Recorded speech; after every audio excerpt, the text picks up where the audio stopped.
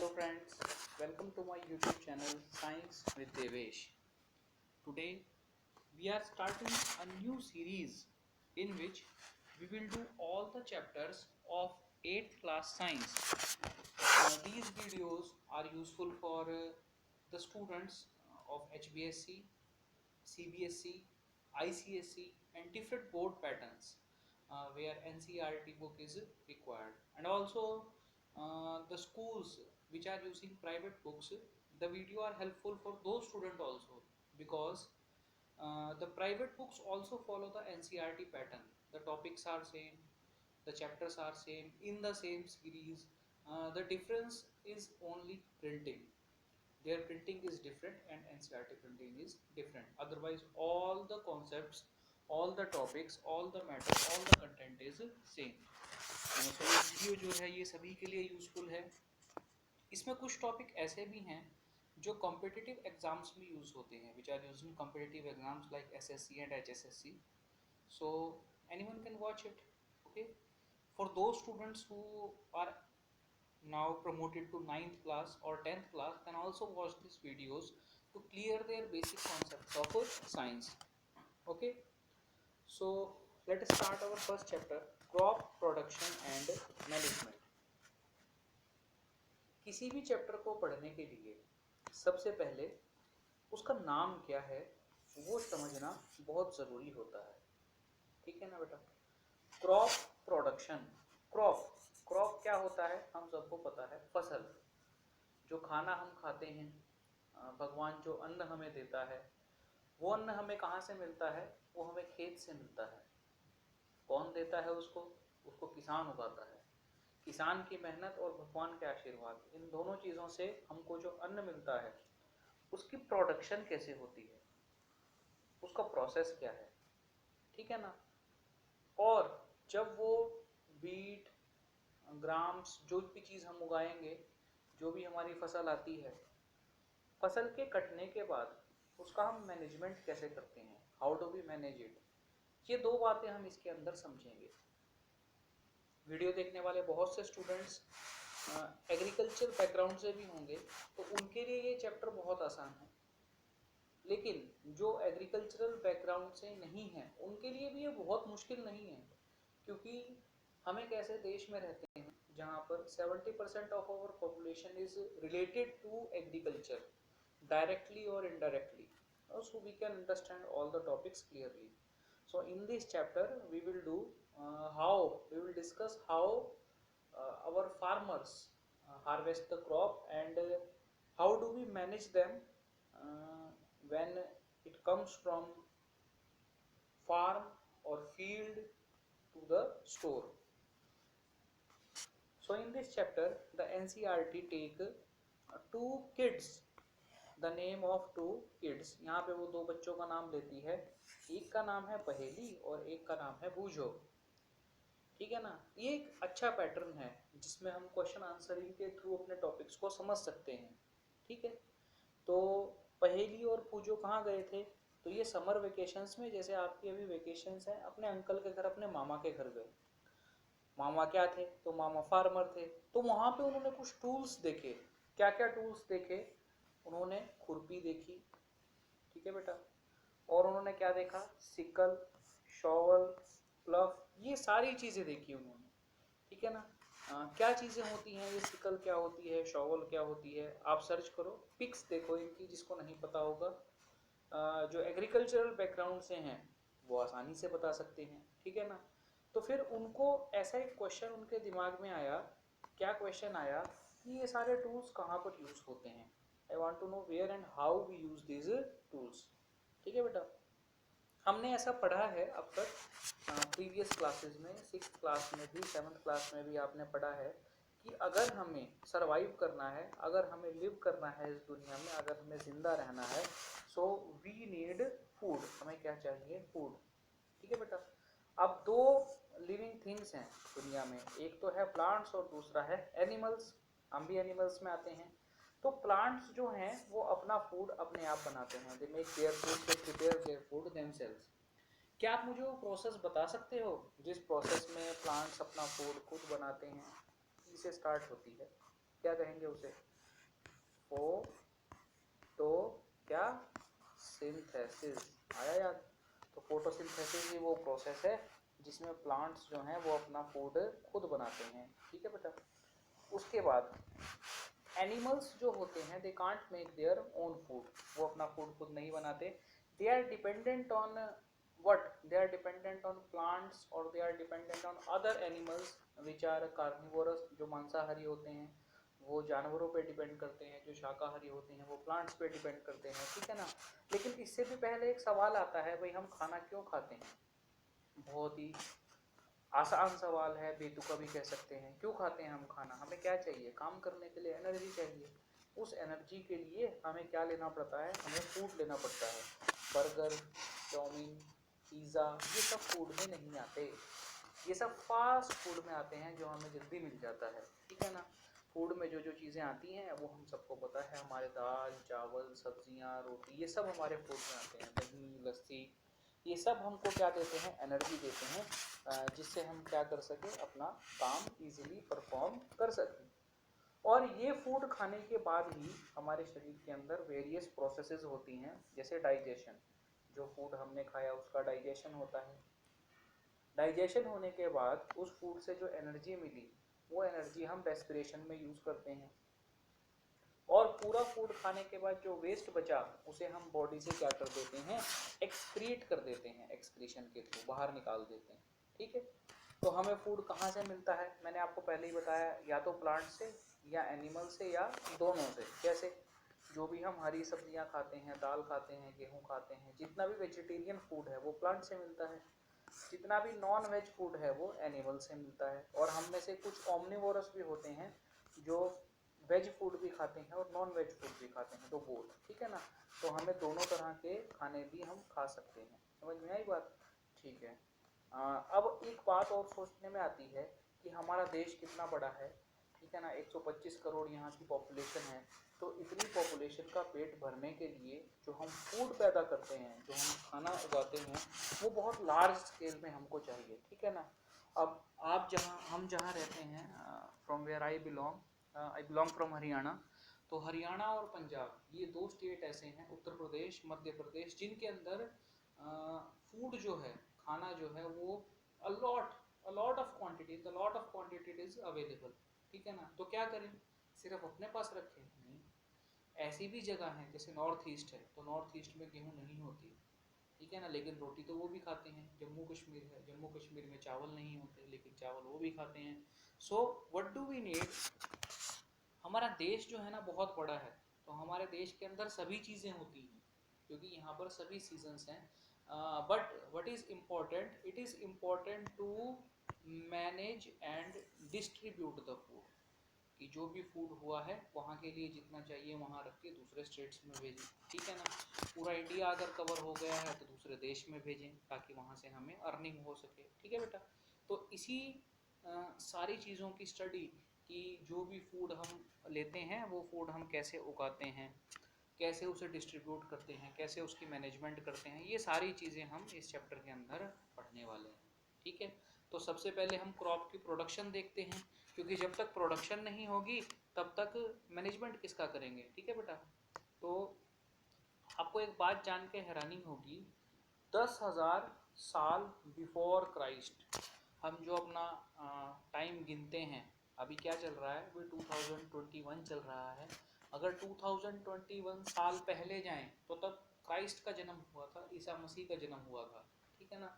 तो उनके जन्म के बाद वाले साल तो हम गिन रहे हैं, और उनके जन्म से पहले के साल जो है उनको बिफोर क्राइस्ट बोलते हैं। जैसे 1 ईयर बिफोर क्राइस्ट मतलब ईसा मसीह के पैदा होने से 1 साल पहले। 10 year before Christ Isa Masih के पैदा होने से 10 साल पहले। तो अब ये हमें बता रहा है भी 10,000 बिफोर क्राइस्ट मतलब 2021 के लिए वापस चले जाओ तो आप 0 पे आ जाओगे जब ईसा का जन्म हुआ था। और उससे 10,000 साल पहले मतलब आज से 12,000 साल पहले लगभग क्या होता था? People were नोमैडिक्स। नोमैडिक्स मतलब ये जो घूमते फिरते रहते हैं, मतलब एक जगह पर टिकते नहीं, ठीक है ना। जिनका कोई परमानेंट हाउस नहीं होता वो थे वो। तो उनके ग्रुप्स जो थे वो एक जगह से दूसरी जगह पर जाते थे शेल्टर के लिए, फूड के लिए। वो क्या खाते थे? फ्रूट्स खाते थे, वेजिटेबल्स खाते थे, कच्चा ही खा जाते थे उनको। फिर वो क्या करने लगे, वो एनिमल्स की हंटिंग करने लगे फूड के लिए, उनको खाने लगे। और उसके बाद उन्होंने क्या स्टार्ट किया, लैंड को कल्टीवेट करना स्टार्ट किया, क्या प्रोड्यूस करने के लिए, राइस, वीट, गेहूं और अदर जो फसल्स हैं, ठीक है ना। तो वहीं से हमारी जो टर्म है, हमारी जो प्रोसेस है एग्रीकल्चर, उसका जन्म, ठीक है बेटा। अब क्रॉप क्या होता है, हम बहुत देर से क्रॉप क्रॉप क्रॉप क्रॉप कर रहे हैं। क्रॉप क्या होता है, मान लो हमारे पास ये एक फील्ड है, ठीक है। इस फील्ड के अंदर तुमने क्या किया, गेहूं उगाई। अभी जब ये वीडियो मैं बना रहा हूँ तो गेहूं का सीजन है, इसलिए गेहूं उगाई। तो मुझे एक बात बताओ, अगर ये 1 एकड़ लैंड है मेरे पास, तो इसके अंदर अगर मैंने गेहूं लगाई है, तो पूरे खेत में मुझे क्या दिखेगी, गेहूं। क्या पूरी की पूरी गेहूं एक ही पौधे पे आ जाती है, नहीं। ऐसे बहुत सारे प्लांट्स गेहूं के उगते हैं और हर एक प्लांट में थोड़ी थोड़ी गेहूं आती है, जिसको हम इकट्ठा करते हैं, ठीक है। और सारी गेहूं जो है वो एक जैसी होती है। चावल जब उगाते हैं तो सारे चावल एक जैसे होते हैं। अगर गोभी हम किसी खेत में उगाते हैं तो गोभी एक जैसी होती है, आलू एक जैसे होते हैं। समझ में आई बेटा बात। तो अगर सेम काइंड, क्या कह रहा हूं मैं, सेम काइंड का प्लांट कल्टीवेट किया जाता है, उगाया जाता है किसी एक प्लेस पे लार्ज स्केल में, उसी को हम क्रॉप कहते हैं, ठीक है। तो क्रॉप क्या होती है, अगर मैं किसी सेम काइंड के प्लांट को कल्टीवेट करता हूँ एक प्लेस पे, ठीक है ना, और बहुत बड़े स्केल में, ऐसा नहीं कि एक दो पेड़ लगाए, हजारों पेड़ लगाता हूँ, ठीक है ना, गेहूं के हजारों पौधे लगाता हूँ या उगते हैं, तो उसको हम क्या कहते हैं, क्रॉप कहते हैं। समझ में आई बात। तो क्रॉप को और हम कैसे समझ सकते हैं, कि जैसे क्रॉप ऑफ वीट, गेहूं के खेत, क्रॉप ऑफ राइस, राइस के खेत, क्रॉप ऑफ पोटैटो, पोटैटो के खेत, ऐसा हम बोलते हैं, ठीक है। अभी आप जानते ही हो कि हम सिर्फ वीट और राइस नहीं उगाते, हम डिफरेंट टाइप्स ऑफ सीरियल्स और वेजिटेबल्स को भी कल्टीवेट करते हैं, ठीक है ना। वेजिटेबल्स भी हमें पता है कौन कौन सी होती हैं, सीरियल्स भी पता है। आम के बाग हमने देखे होंगे, आम के बाग, लीची के बाग, अमरूद के बाग, तो हम फ्रूट्स भी इस तरीके से उगाते हैं, ठीक है। अब इंडिया क्या है, एक बहुत वास्ट कंट्री है, जहाँ पे अगर आप ऊपर जाओगे तो जम्मू कश्मीर में ठंड है, हिमाचल प्रदेश में थोड़ा कम ठंड है, नीचे हरियाणा में आ जाओगे तो बहुत गर्मी है, उससे नीचे मध्य प्रदेश में जाओगे तो और ज़्यादा गर्मी है, ठीक है। ईस्ट में चले जाओगे तो बारिश हो रही है, ठीक है। तो ऐसे अलग अलग टेम्परेचर और अलग अलग एनवायरमेंटल कंडीशंस इंडिया में बहुत वेरी करती हैं। मतलब इंडिया में एक टाइम पे आप हर एक सीज़न देख सकते हो। अभी जैसे हमारे यहाँ पे गर्मी है, जम्मू कश्मीर में आप जाओगे तो ठंड है, ईस्ट में आप चले जाओ मिजोरम और अरुणाचल प्रदेश तो वहाँ बारिश है, ठीक है। साउथ में चले जाओ तो वहाँ पे टेम्परेचर नॉर्मल है, ना बहुत ज़्यादा गर्मी है ना बहुत ज़्यादा सर्दी है। तो ऐसा हर एक सीज़न आप हर एक टाइम पे इंडिया में देख सकते हो। इसीलिए इंडिया में हर एक टाइप का प्लांट या हर एक टाइप की क्रॉप जो है वो उगाई जाती है, हर एक टाइप की, चाहे वो फ्रूट्स हों, चाहे वो वेजिटेबल्स हों, चाहे वो क्रॉप्स हो, कुछ भी हो, ठीक है ना। अब इस डाइवर्सिटी के बाद में समझ लो मैं डिवाइड करने लगूँ कि हरियाणा में क्या उगाते हैं, पंजाब में क्या उगाते हैं, तो ऐसी कितनी सारी कैटेगरीज हैं हमारे पास, ठीक है ना। सब जगह अलग अलग चीज़ें पैदा होती हैं। ये काजू बादाम, ये सारी चीज़ जो ठंड में होती हैं, ये जम्मू कश्मीर में है। अभी हमारे यहाँ हरियाणा पंजाब यूपी में क्या क्या होता है, सबसे ज़्यादा गेहूँ होती है, चावल होते हैं, शुगर केन होता है, शुगर केन से हम चीनी बनाते हैं, ठीक है। मध्य प्रदेश में जाते हैं तो और अच्छी क्वालिटी की गेहूँ होती है। तो ऐसे नीचे जब हम जाते हैं, गुजरात में मूंगफली होती है सबसे ज़्यादा, ठीक है ना, पीनट जिसे हम बोलते हैं। महाराष्ट्र में जब हम जाते हैं तो वहाँ पर भी पीनट होती है, गेहूँ होती है, राइस होता है। अच्छा, बनाना बहुत ज़्यादा होते हैं, वह अंगूर के बहुत बड़े बड़े बाग हैं, ग्रेप्स के, ठीक है। इन सभी डाइवर्सिटी के बाद भी, डाइवर्सिटी मतलब ये जो चेंज है, हम पूरी की पूरी क्रॉप्स को दो पार्ट में डिवाइड कर देते हैं, ठीक है ना। वो कौन कौन से दो पार्ट हैं बेटा, हम ये दो पार्ट में डिवाइड करते हैं। एक होती है खरीफ क्रॉप और एक होती है रबी क्रॉप। मतलब इनको हमने सीजन के हिसाब से डिवाइड किया है, इसके हिसाब से डिवाइड किया है, सीजन के हिसाब से। देखो बेटा, अगर हम मैं तुम्हें बताता हूँ, अगर हम कोई भी क्रॉप जो है वो रेनी सीजन में उगा रहे हैं, कौन से सीजन में, रेनी सीजन। रेनी सीजन कब होता है, वो जून से स्टार्ट होता है और सितंबर तक चलता है लगभग, ठीक है। तो ऐसी क्रॉप्स को, ऐसी फसल को जो रेनी सीजन में उग रही हैं, हम क्या बोलते हैं, खरीफ क्रॉप्स बोलते हैं, खरीफ की फसल बोलते हैं। समझ में आई बात? अच्छा, ऐसी कुछ फसल होती हैं, ऐसी कुछ क्रॉप्स होती हैं जिनको विंटर्स में उगाया जाता है। जैसे अभी अभी अप्रैल में जो हमने गेहूं काटी, उसको उगाया कब गया था? उसको अक्टूबर नवंबर में उगाया गया था। तो विंटर्स में जिन क्रॉप को बोया जाता है और अप्रैल में काटा जाता है, उनको हम कहते हैं रबी क्रॉप्स। क्या कहते हैं बेटा? रबी क्रॉप्स। और विंटर सीजन हमें पता है कब चलता है, वो अक्टूबर से स्टार्ट होता है और मार्च में खत्म होता है। ठीक है, तो सीजन के हिसाब से हमने क्रॉप्स को कितनी कैटेगरीज में डिवाइड किया? दो कैटेगरीज में। जून से लेके सितंबर अक्टूबर तक जो हमारी क्रॉप्स होती हैं वो खरीफ क्रॉप्स होती हैं, और अक्टूबर नवंबर से लेके मार्च तक जो हमारी क्रॉप्स होती हैं वो रबी क्रॉप्स होती हैं। क्लियर? दो सीजन में हमने डिवाइड किया। रेनी सीजन में कौन सी होगी? खरीफ क्रॉप। और विंटर सीजन में कौन सी होगी? रबी क्रॉप। ठीक है बेटा? तो अगर मैं तुमसे पूछूं कि व्हाट इज खरीफ क्रॉप, तो तुम मुझे क्या आंसर दोगे? The crops which are sown in the rainy season. Sown मतलब बोया जाना। सोन जो हम बोलते हैं वो बोए जाने को बोलते हैं, जो बोई जाती है कब? रेनी सीजन में, आर कॉल्ड खरीफ क्रॉप्स। ठीक है?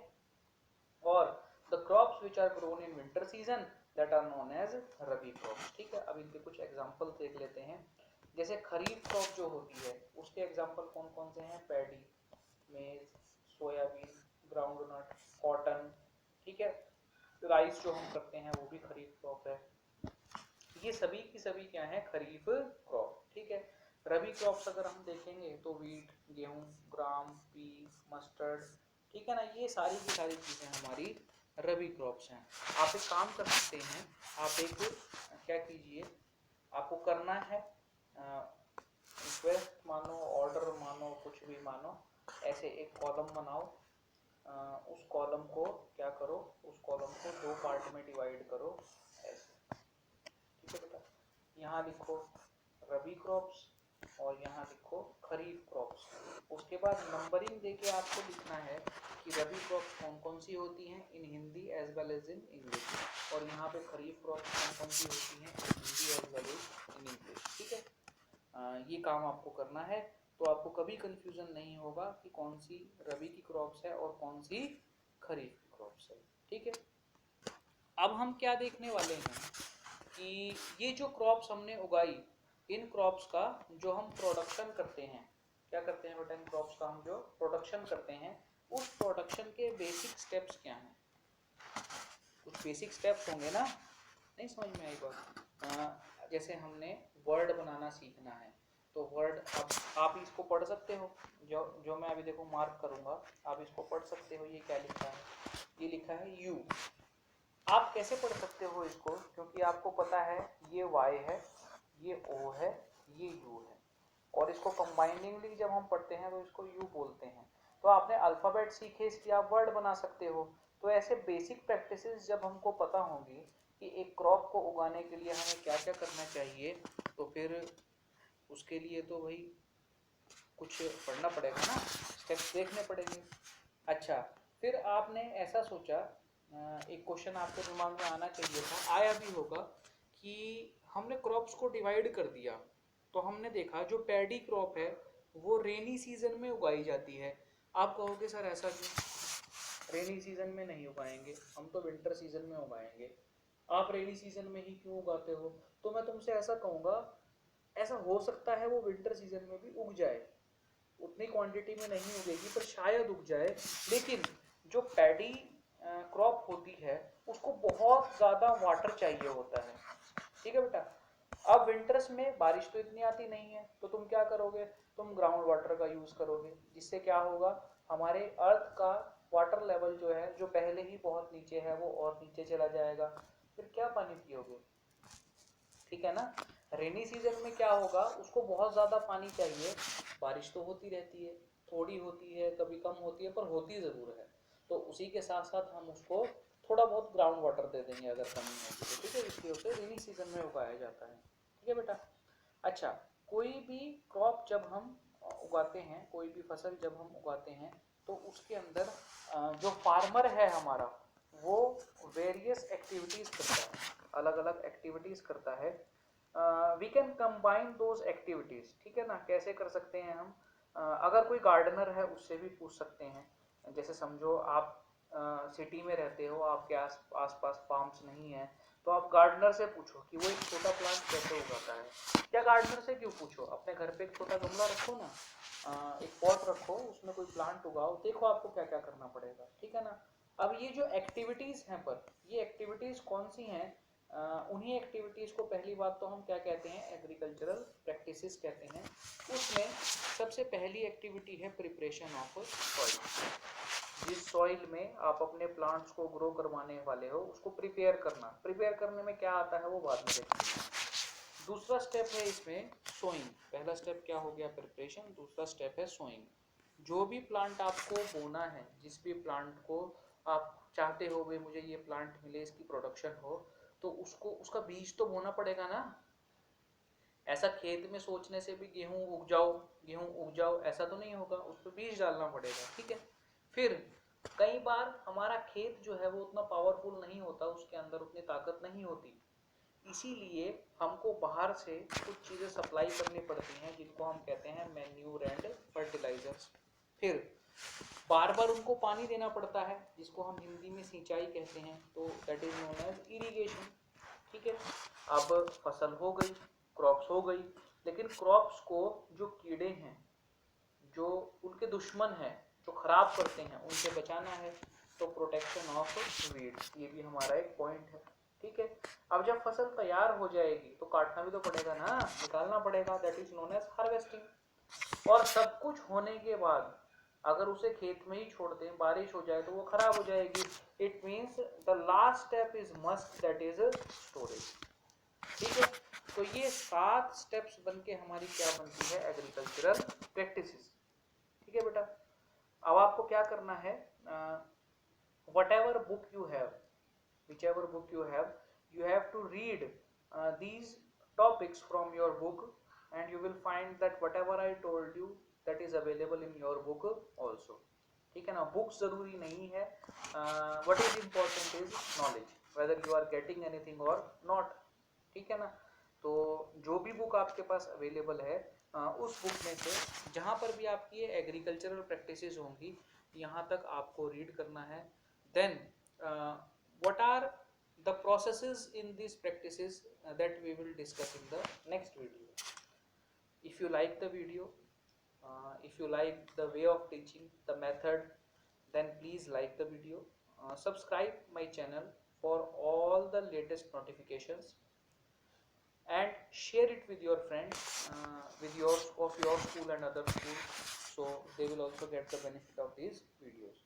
And if you like the video or if you watch the video, please comment in the comment section, that whether if I can improve anything, whether you want anything, ठीक है ना। तो वो सब आप comment section में लिख सकते हो। Thank you very much, next video में मिलेंगे।